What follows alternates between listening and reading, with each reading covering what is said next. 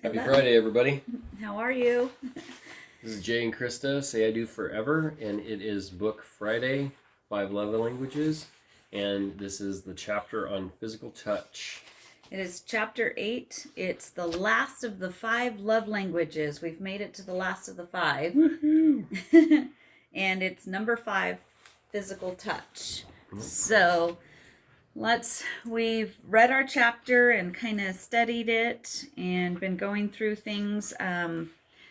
The intro of this chapter I really like. I've actually heard of these studies where they took babies, and babies like in orphanages and other countries, stuff like that, the ones that are kind of set into cribs, and then they're just kind of given food and bottles, but they're not really held and touched, and how developmentally they don't even develop very well, as opposed to the ones that are held.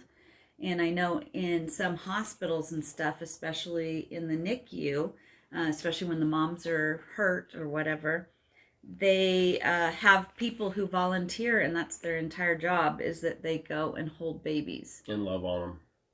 Yeah. So they feel loved and needed. Yeah. And I was thinking as we were going through this chapter how that's the one thing that this pandemic has stolen from us. Yeah. Is that, when you used to go to church, people would give you hugs and shake your hand, pat you on the back. Now, if we're lucky and can go somewhere, or, even in my business, when I had a bride or something like that, always giving them hugs, especially as they just found the dress, or as they were leaving with their dress. Yeah, because you want to celebrate with them, and you're excited for them. And we did, in my business, I had a very strong relationship with a lot of my brides, and I could, just be like, oh, I'm so excited, and give them hugs, and moms would come and give me hugs. And now it's this unknown. They probably don't want me to hug them. Do you hug them? Do you not hug them? Yeah. Do you pat them on the back? Do you touch them on the arm? Do you just sorry? Yeah, and when you're out and about, COVID, and you see somebody you haven't seen for a long time, and, in the olden days, we used to just give each other a big hug and say, oh my gosh, I haven't seen you in so long. Well, and that's the hard part too. We had friends over the other night, and, I shook their hands, but you start to think, did they want to shake hands? Do they want? Did they not want to shake hands? Given them a hug. Yeah, yeah, and they're good. They're really good friends, and it's like, what do you do, especially in today's society? So what has that done to our nation's psyche, or the world's psyche? What has that done? Is that where a lot of fear is coming about, because physical touch has not been met and we're not feeling secure? Maybe a lot of people do feel secure in that, hey, how's it going? Good job. Yeah. It just makes somebody feel loved. I mean, even if a friend pats you on the back, it's important. Yeah. If your spouse gives you a hug just for no reason at all, a non-sexual hug, just to let you know that they're there, let them know you're here. It's, even if it's not your primary love language, getting a hug to her is a huge deal. I think it's a getting a hug primal for me need. is a good deal. I think it's a primal need. I think so. Just like a dog likes to be pet. Yeah. I don't want to be petted. I'll take a... It's good. Let me scratch behind your ear.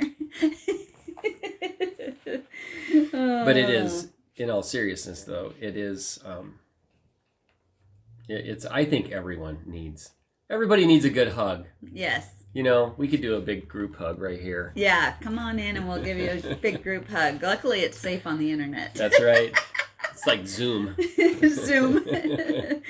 Oh, well, and it was talking about the power of touch. If you've read the chapter, it's a really good chapter. We're not going to hit on everything. Some of it's very personal. Some of it's stuff that you really just need to read on your own. But talking about the power of touch, and he talks about the physical attributes that that there are tactile receptors located throughout the body, and that some of them are like clustered.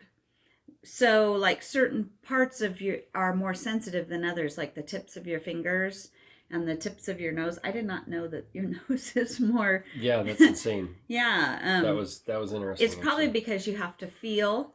And then you were saying the middle of the back has less or whatever. And I'm thinking, which is weird because give me a massage any day. Yeah, she's all about back rubs and stuff. And, you know, I try to make a point on giving her back rub, you know, whenever possible or whenever I have a chance. And that speaks volumes to her. Mm-hmm. That's really what she likes. That's her physical touch part of the love languages, even though it's not her primary one. Well, physical touch has always been my primary. So through the years when we took this, physical touch was number one. That would explain the back rubs. And then just this last time, it became number two in quality time, but probably just because of what time of life we're in. Right. But I think overall, physical touch is probably always my number one.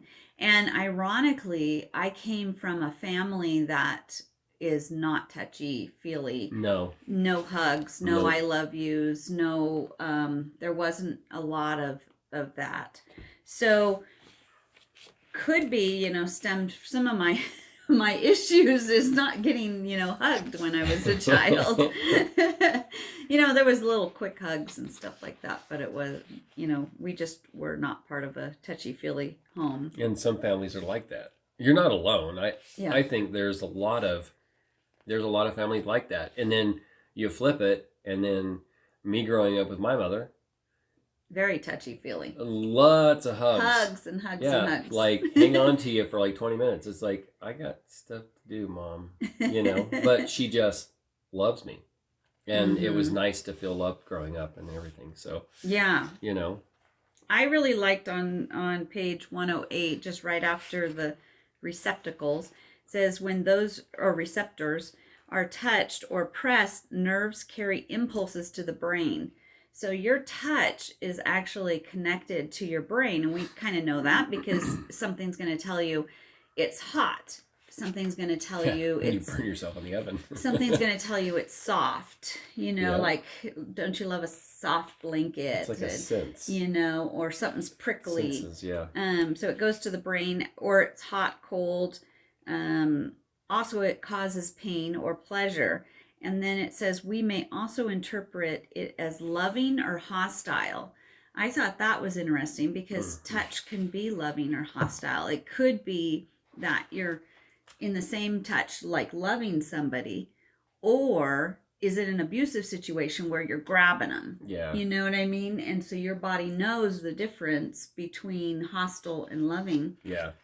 But maybe there's a line there that you need to explore with your spouse. Are you thinking that you're giving them a loving touch and they are thinking that it's hostile?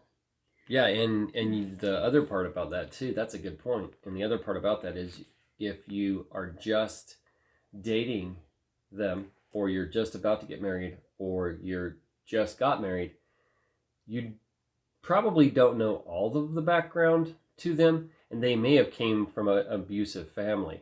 So you got that whole thing too. When you go at them, what is going through their minds? Are you going to hurt them, or are you going to just be more of like affectionate to them? You know, so you got to keep that in mind too. And then I think it's just individual, because you have individuals where one person might be irritated by a certain touch and another person might enjoy a certain touch.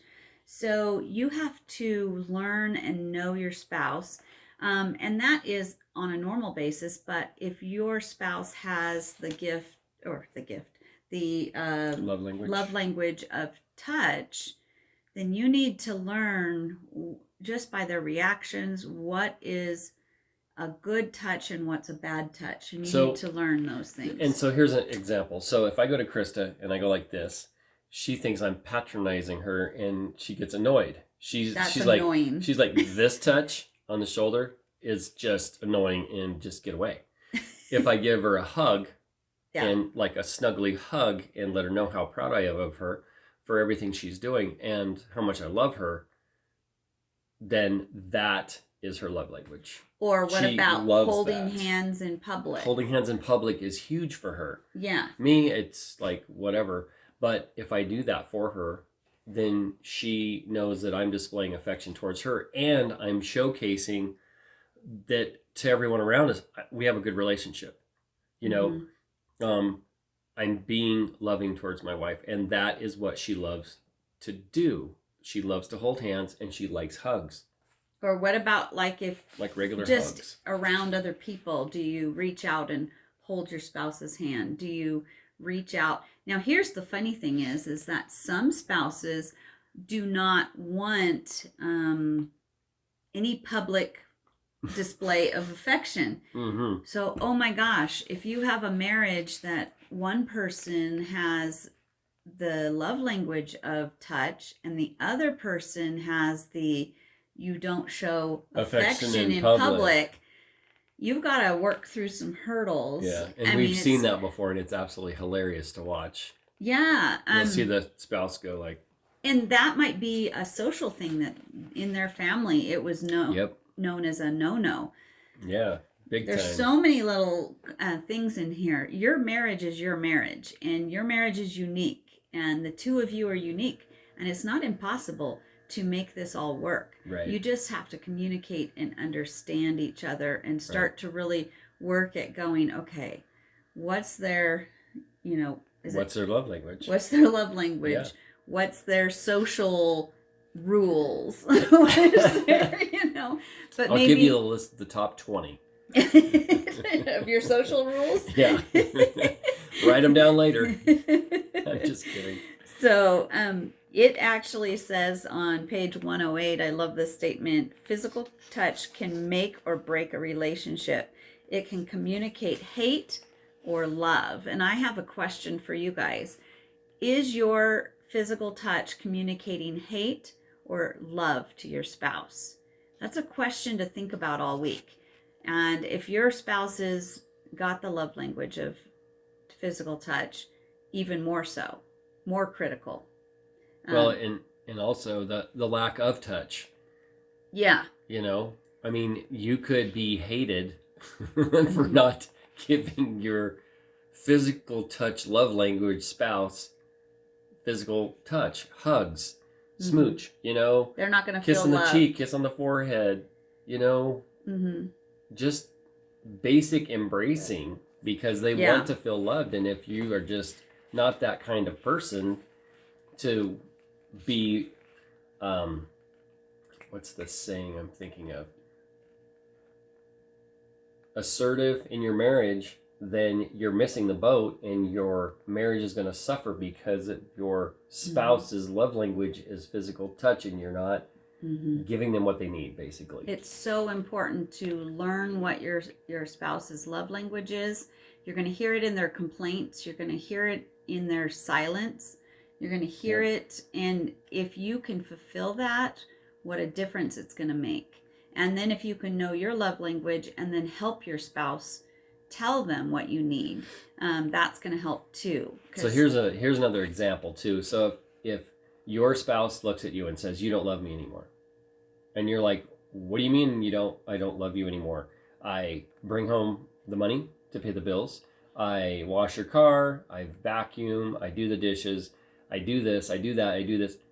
But if you're not hugging them, if you're not giving them the physical touch they need, then you're not speaking their love language. And you could do somersaults or backflips or whatever you want to do. You can do all this other stuff. You can spend time with them, and if you haven't touched them in that time. Yeah, and then they're going to think, what's wrong with me? Why won't he or why won't she physically, give me a hug or whatever? So something else to think about. Yeah, and it says, do not make the mistake of believing that the touch that brings you pleasure will be the touch that brings them pleasure. So don't just assume because it's good for you that it's good for them. because they have different needs. So you've Yep. got to seek out. And talking about, they had the crisis of physical touch on 111. Almost instinctively, we were just talking about this at the beginning. In a time of crisis, we hug one another. Why? Because physical touch is a powerful communicator of love. In a time of crisis, more than anything, we need to feel loved. We cannot always change events, but we can survive if we feel loved. And how much that speaks to our pandemic, that we can all survive as a nation and we can survive as marriages. If we feel loved, we can withstand some pretty big storms. Absolutely. But if we don't feel love, even the smallest storm will take us out. Yep. And that's, I think, what he's meaning, that physical touch can make or break your marriage. You need to do a check to see if you're doing it correctly, if you're really loving your spouse correctly. So important. Yep. And it says all marriages will experience crisis. That's for sure. So then he just goes in talking about Maria and Joe. It's a really good thing if you want to kind of look at that and see their story Yep. of how they discovered that they were about to get divorced and were feeling really horrible, and found out that even though they each thought they were meeting each other's needs, they weren't, because one of them, he had He had physical physical touch, and she had quality time. Yep. And so Yep. he stopped spending time with her because she wouldn't give him physical touch, which then cut off her love language and cut off his love language. Yeah, it was a mess. It was a big spiral. So that's a really good one. Yep. He even says he waited once 6 weeks before she touched me at all. And she just thought, well, we're in the same room. What do you need? Yeah. She was excited. It was quality time for her, but she wasn't getting it, that he needed a hug, or a attaboy with a pat on the back, or, rub the shoulder or whatever. Yeah. So really good chapter. Yeah. It says your turn at the bottom. It has the question: recall some non-sexual touching times that enhanced intimacy between the two of you. What made these times special? So maybe even have a discussion with your spouse. And then he, as always, at the end has, if your spouse is their love language is physical touch. He's got some really great ideas here. Just simple little things about holding their hand in public, and as you walk, to the car. To go shopping, reach out and hold your spouse's hand. I mean, how easy is that? Oh, he's got one even here for couples that are separated for like deployment and stuff. He's got some ideas for those too. So even buying them, some soft slippers or soft blanket or something that invokes that touch feeling. Give them something that makes them feel like they've been hugged, even if you can't be there. Yeah. So it was a really good chapter, It and was. we finished the 5 love languages, but we still have a couple chapters to go. I think he's wrapping it up and kind of showing you how to discover it. how to discover it, Yep. how to make it all happen. So there's still good advice to come. So we'll keep Yep. going on to the chapter 9 next week. Yeah, buddy. So from our marriage to yours. This is Jay and Krista helping you say I do forever. See you you guys. later. Have a great day. Have a good Friday. A good weekend. Friday. Mm-hmm.